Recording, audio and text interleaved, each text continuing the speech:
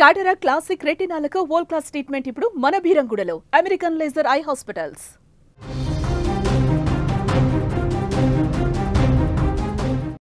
Breaking news చూస్తున్నాం. New York ఎయిర్పోర్ట్లో ప్రమాదం జరిగింది. ఒకదానికి ఒకటి ఢీకొట్టుకున్న ఈ రెండు విమానాలు లగార్డియా విమానాశ్రయంలో ఈ ఘటన జరిగింది. నెమ్మదిగా వెళ్తుండగా గేటు వద్ద ఈ ప్రమాదం జరిగినట్టుగా ఇన్ఫర్మేషన్ వస్తోంది. ఒక విమానం రెక్క మరొక విమానం ముక్కు భాగానికి తగలటంతో ఈ ప్రమాదం జరిగింది. దీంతో ఒక విమానానికి సంబంధించిన రెక్క అనేది ఊడిపడిపోయింది. ఈ ఘటనలో ఒక ప్రయాణికుడికి గాయాలు కూడా అయినట్టుగా సమాచారం వస్తుంది.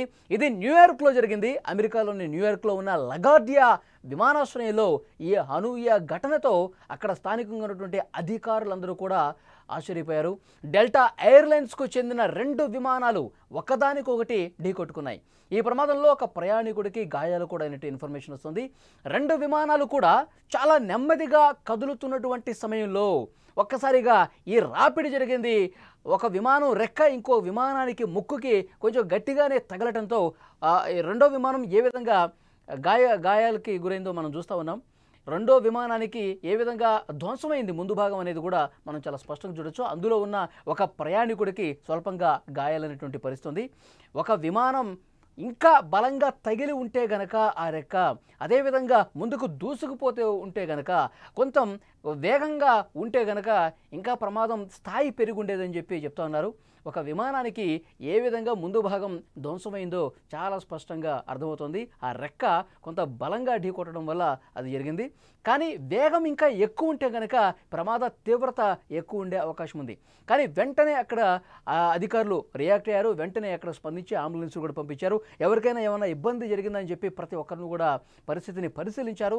అయితే ఒక ప్రయాణికుడికి స్వల్పంగా గాయాలైనట్టుగా తెలుస్తుంది. అతన్ని వెంటనే హుటాహుటిన స్థానిక ఆసుపత్రికి తీసుకెళ్లినటువంటి పరిస్థితి. కానీ ఒక పెద్ద ప్రమాదం తప్పిందని చెప్పాలి ఈ ఘటనతో. ఎందుకంటే వేగంగా ఒకవేళ ఇది బలంగా ఢీ కొట్టుకుంటే గనక చాలా పెద్ద ప్రమాదం జరుగుండేది. ప్రయాణికులు తీవ్రంగా ఇబ్బంది పడేవాళ్ళు, కొంచెం పెద్ద గాయాలు కూడా అయ్యే అవకాశం ఉంది. ఇంకొక ముఖ్యమైనటువంటి విషయం ఏంటంటే ఇవి వేగంగా బలంగా ఢీ కొట్టుకుంటే గనక ఇంధనం లీకేజీ ఏమైనా జరుగుంటే, ఇంధనం ఉండేటువంటి ప్రాంతంలో ఏదైనా లీకేజీ జరుగుంటే ఆ ప్రాంతాన్ని కొంచెం గట్టిగా ఢీకొట్టుంటే ఏమన్నా నిప్పు రవ్వ లాంటిది అలికిడేమన్నా ఆ రాపిడికి ఏర్పడి ఉంటే చాలా పెద్ద ప్రమాదం జరుగుండేది అని చెప్పి అధికారులు కూడా కొంత భయపడ్డ పరిస్థితుంది. సో కానీ అదృష్టవశాత్తు జస్ట్ ముందు భాగం ఒక రెక్కకి తగలటం వల్ల కొద్దిగా ఆ ముందు పార్ట్ అనేది ధ్వంసమైంది. ఈ అలికిడికి అందులో ఉన్నటువంటి ప్రయాణికులు కొంత కుదుపుకి గురయ్యారు. ఒక ప్రయాణికుడికి అయితే స్వల్పంగా గాయాలైనటువంటి పరిస్థితి ఉంది. సో దీని మీద ఆల్రెడీ దర్యాప్తు జరుగుతుంది. ఎందుకు ఇంత దగ్గరగా వచ్చి ఢీకొనే వరకు పరిస్థితి వెళ్ళింది, ఎవరిది తప్పిదం కనిపిస్తుంది, ఆల్రెడీ ఇన్వెస్టిగేషన్ జరుగుతున్నట్టుగా తెలుస్తుంది.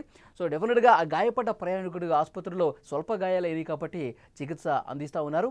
కానీ ఒక పెను ప్రమాదం తప్పిందని అధికారులు కూడా ఒప్పుకుంటున్నటువంటి పరిస్థితి ఉంది. నిజంగా ఒక జరగరానటువంటి ఘోరం జరిగి ఉంటే, బలంగా ఢీకొని ఉంటే, ఇంధనం లీకేజ్ జరుగుంటే కనుక చాలా పెద్ద ప్రమాదం జరిగేది.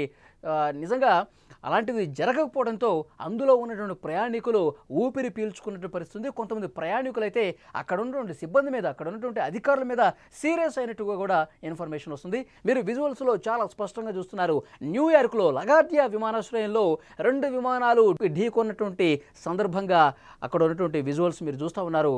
ప్రమాద అనంతర దృశ్యాలు మీరు స్క్రీన్ మీద చూస్తున్నారు. అక్కడ కింద మనకి ఎయిర్పోర్ట్ పోలీసులు కనిపిస్తున్నారు, అధికారులు కనిపిస్తూ ఉన్నారు. వాళ్ళు ఇన్వెస్టిగేషన్ ఆల్రెడీ స్టార్ట్ చేశారు. ఎందుకు ఈ విధంగా జరిగింది, భవిష్యత్తులో ఇలాంటివి స్వల్ప ప్రమాదాలు కూడా జరగకుండా ఉండేందుకు ఎలాంటి చర్యలు తీసుకోవాలి, ఇవన్నీ తీసుకుంటున్నటువంటి పరిస్థితి కనిపిస్తుంది. న్యూయార్క్లో ఈ ప్రమాదం జరిగింది. ప్రస్తుతం ఎంత పరిస్థితి అదుపులోకి వచ్చినట్టుగా తెలుస్తుంది, అంతా సద్దుమణినట్టుగా తెలుస్తుంది. ప్రయాణికులు ఆ తర్వాత మరొక విమానంలో వాళ్ళ గమ్యస్థానాలకు వెళ్ళినట్టుగా సమాచారం అయితే వస్తోంది.